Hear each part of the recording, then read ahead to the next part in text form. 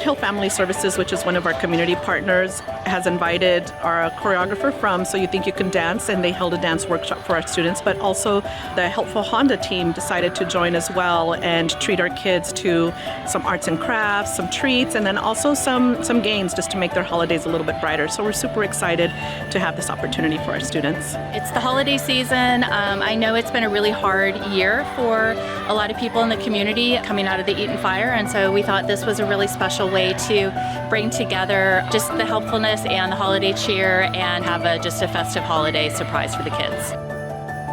It's our job to be helpful at Honda, and we think it's important to help the community that helps us. So we wanted to make sure that these students have a nice Christmas. I know a lot of them probably aren't going to have the same Christmas they had last year because of the fire. So we just want to give them something that makes their holiday a little brighter.